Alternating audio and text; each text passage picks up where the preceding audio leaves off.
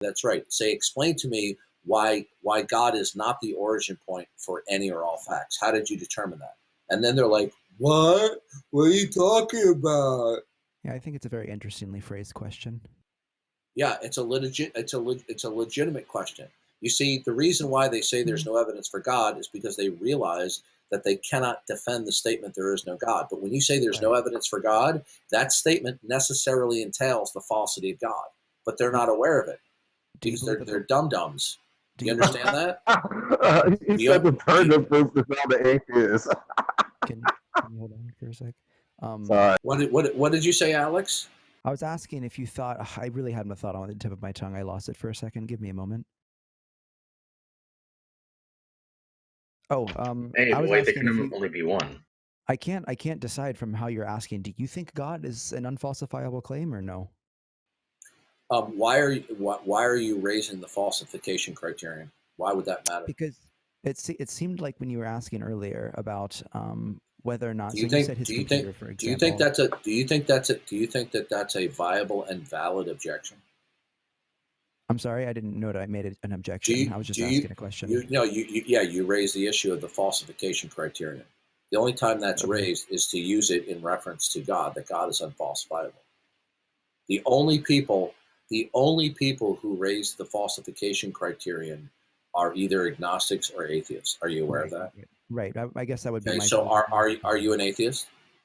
I used to identify. Well, you're about to, I I guess, didn't change my ask. I mind. didn't ask you about what you used identified. Listen carefully to my words, I because heard you. I'm we trying to must have explain internet myself. connection. You're over talking me. You see, in the last server, you had a habit of over talking me, and now you're over talking me again. Now, listen very carefully. I'm speaking English. Speaking English. Are you an atheist? Yes, I am. Okay. Wow. See, that wasn't hard, was it? Okay, I'm Okay. waiting. Now, atheists cannot defend their atheism. It's incoherent. Now, how upon what basis is the existence of? Oh, excuse me. Let me get back to the question of falsification. Please. Do you think that in order for God to be worthy of belief, that he must be in principle falsifiable? No, of course not. Then why did you raise the falsification criterion? Because of a previous question you had asked someone else, I was just trying to understand what you thought. How is the falsification criterion relevant to God if you're not talking about falsification and empiricism? How is that relevant at all to God? When you were asking him about his computer, you were saying that the object in front of him has some kind of ultimate starting point. I don't know if you want to repeat yourself for better clarification, Yeah, but any dependent fact will only be dependent because there's something that is ultimate, absolute, and unconditionally non-dependent. And if you deny that, then you can't have dependent facts. mhm. It's incoherent to say that there can be dependent facts that don't ultimately depend upon something. Okay? I'm processing. Okay. Now, it's a good thing you didn't pursue the falsification criteria vis-a-vis God, because that backfires. Because if you try to say that God is unworthy of belief because he's unfalsifiable, Of then course what you're not. going to say is that then God is not worthy of belief, and if God is not worthy of belief, then you cannot falsify in principle the not God position. Right. So I guess people who wield the falsification criterion, it cuts their own philosophical head off. okay. Yeah, I just guess for me, I had some personal experiences within religion that had um kind of given me the turn off to the idea of Yeah, it. And that's not why you're an atheist. You're just yeah, fooling yeah, I know, yourself. I No, understand, but that has nothing to do with it. You're an atheist I was so because close to you being know done. I'm going to tell you why you're an atheist. The reason why you're atheist Please. is because you want to be autonomous. Do you know what I mean by that? Like I don't have a dictator. No, you want to Oh, reserve the right for yourself to determine what the nature of reality is, and therefore of course not. be the adjudicator. Hold on a second. What I'm telling you is ironclad. You cannot escape it. Okay. Now, if you want to attempt to refute it when I get done, be my guest, but it's going to be a lost cause. Okay. You want to be autonomous, which means you are going to reserve the right for yourself, either by yourself or in conjunction with other human minds, to determine what the ultimate nature of reality is as a frame of reference, so that you can then be an interpreter of what are dependent facts. Now, I'm going to ask you a simple question. Okay. Since you're an atheist, then you reject the notion that God is the autonomous one and that our reason has to be in conformity to the mind of God and how the mind of God has been revealed. So then you in order to give interpretations of dependent facts, you are going to have to make a decision and decide, as far as you're concerned, what the ultimate nature of reality is in order for you to even invoke dependent facts. So do you make a determination by yourself what the ultimate nature of reality is? I don't think it's dependent on me. I think no, I don't. Sir. I Oh, don't then make an is it ultimatum. is it dependent upon God? Um, I guess not. No. Good. Then you decide for yourself, by yourself or in conjunction with other human minds, that you individually or human minds collectively together will decide what the ultimate nature of reality is. So then you can have a framework to present and have intelligible dependent facts.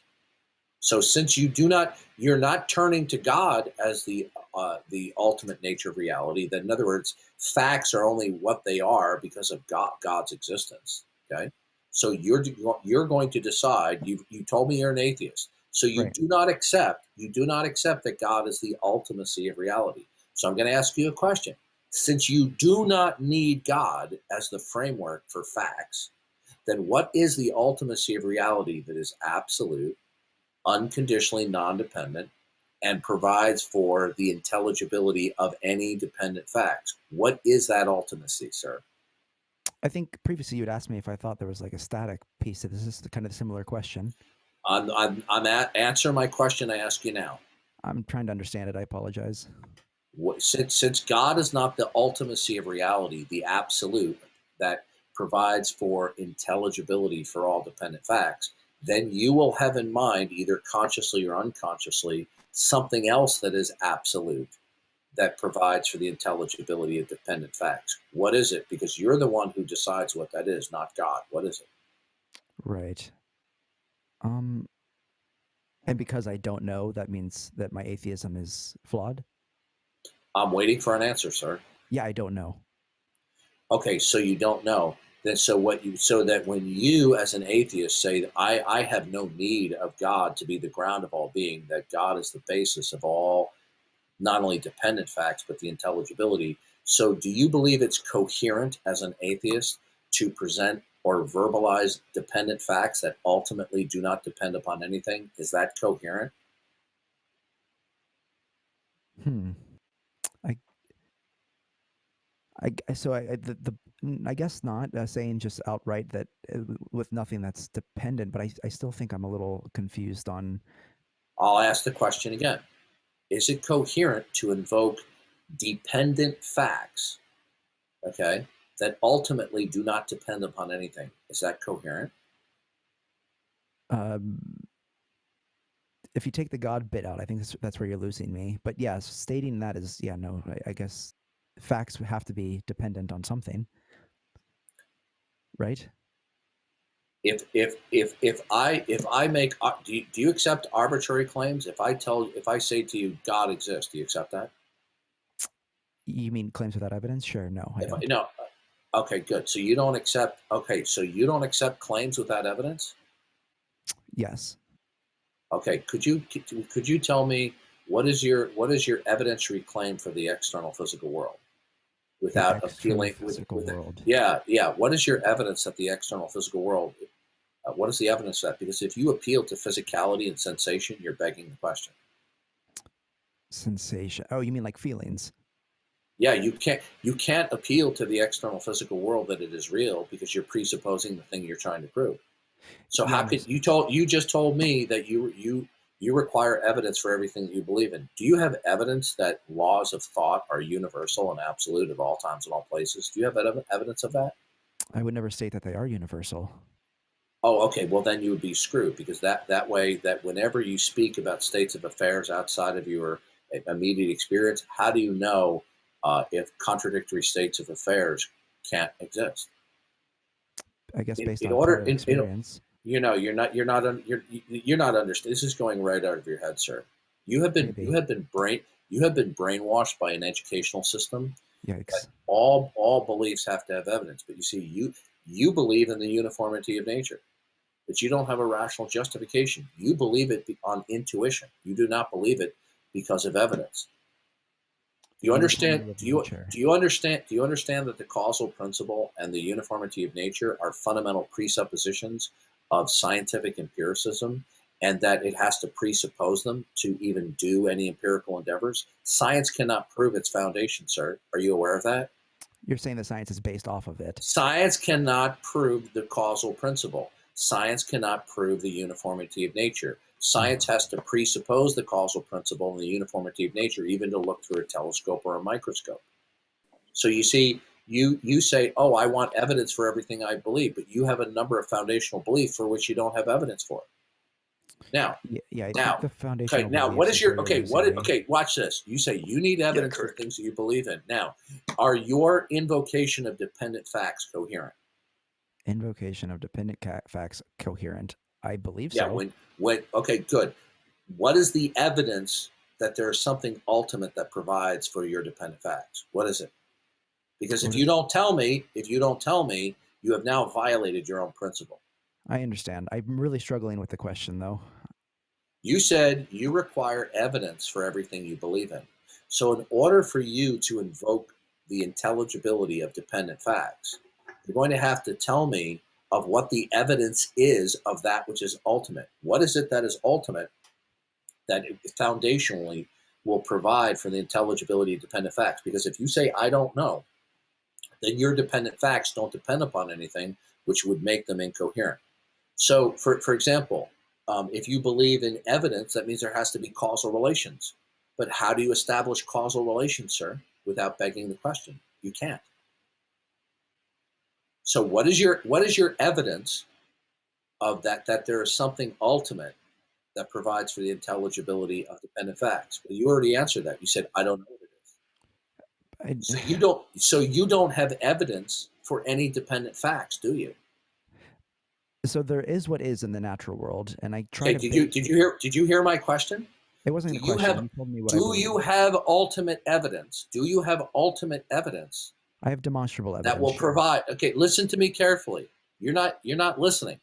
Mm-hmm. Do you have ultimate evidence of that which is ultimate and absolute, so that you can invoke dependent facts? Because if you can't tell me what a dependent fact ultimately depends upon, then your presentation of dependent facts are meaningless because it doesn't depend upon anything. Yeah, I think that's where we lose each other. I don't No, think there's an no, ultimate. we're not. Yeah, that's a throwaway phrase. That's a diversionary What else do you want me to say? concept. Now, are, I can don't you understand what you're saying. you have an intelligible? Yeah. See, you just keep on over talking. Want. You know, like an emotional woman. Now, what I asked you was this: if you're going to invoke any dependent fact, a fact will either be dependent or non-dependent. Okay. Now, if do you have the ability in your not God world to invoke intelligible dependent facts? Yes. Okay. Do intelligible dependent facts require a foundation, and without which they will not be intelligible? Yes. Fine. What is the ultimate foundation that is absolute, non-dependent, that is the basis of the intelligibility of any dependent fact? What is it? This is where you throw the word absolute in, and that's where I What disagree. absolute? Okay, sir. If you deny, you see, this is going way over your head. I understand. If you do not, oh, don't overtalk me again. You don't know. You don't know what you're talking about. You think you understand, but you don't. Do you accept that there is something that is absolute and non-dependent? No. Okay, that now you're screwed, because now whatever dependent fact that you invoke, it doesn't depend upon anything. There's nothing for it to depend upon. Therefore, it's a meaningless fact. I don't know what else besides mathematics and laws of physics could Okay, possibly be note that. dependable. Okay, that you know that. Okay, What you just did was a deceptive, deceitful response. You're the one who taught me. It was a diversionary response. Now, the intelligibility of dependent facts is going to be only in virtue of what it ultimately depends upon. Okay? Now, do you understand that the apple on the counter will be intelligible metaphysically, either of God or not God? It cannot be intelligible based upon God or not God. Do you understand that?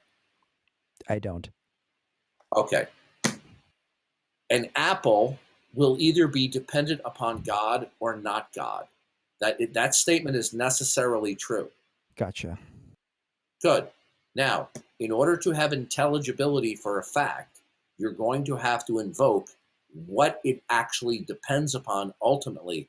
Otherwise, it's unintelligible. In other words, it doesn't depend upon anything. Okay? For example, suppose you said there's an apple on the counter, and I say, what does it depend upon? And you give me a laundry list. You say, well, it could be 1, it could be 2, 3, 4, and you give me 10 different things. And I say, well, which one does that apple on the counter depend upon? And you go, I don't know. Therefore, the apple doesn't depend upon anything. In my worldview. Yeah, you're not getting it. I am systematically showing you how incoherent your atheism is. I think because I don't know something doesn't mean that it can't be. You're not understanding. I want everyone in the room to notice who's a Christian. This is a pure object lesson of the sinful human nature that is in denial, where one does not want to give up their autonomy, even in the face where their worldview is exposed as completely incoherent. Be quiet. Can you have intelligibility for a dependent fact that doesn't depend upon anything ultimately? Yeah, no, it wouldn't make it a fact. It would be unintelligible then, right? Yeah, it wouldn't be a fact. Good. In your God-free world, what do all of your dependent facts depend upon? Prior experiences. Ultimately. No, ultimately. I mean, sometimes I change my mind, so I don't. I mean, listen. Either you are totally clueless right now, or you're being deceitful and dishonest. Listen carefully to my question. You know, so far by dealing with me, that I ask very carefully worded questions. They are non-ambiguous. They are circumspect. Now, very carefully. Whenever you invoke any fact that is a dependent fact, what does it ultimately depend upon for its viability? Its evidentiary value. Okay, I'm going to mute you. If you give me another deceptive answer, you're going to be muted. That was a deceptive answer. That was a throwaway phrase because you don't know what else to say. Now, one more time. Does the apple on the counter ultimately exist and have intelligibility as a dependent fact because of God? No. Good. Now, is the apple on the counter without God intelligible? Yes. Good. What is it that ultimately exists that provides for the intelligibility of the apple if it's not God? What is it? Yeah, we're here again. I feel like I'm just going to keep upsetting you, so I'll stop. Okay. Yeah. See. Okay. We're done now. Did you notice that as we proceed through the conversation, the atheists get to a certain point where they're totally cornered in by their own statements, and they start lying. They get cornered by their own words, and then they start lying. Can I ask if Alex is using that as a screen name, or if that is actually Alex Passarello? No, he's muted. We're done with him. If you want to ask him, send him a DM.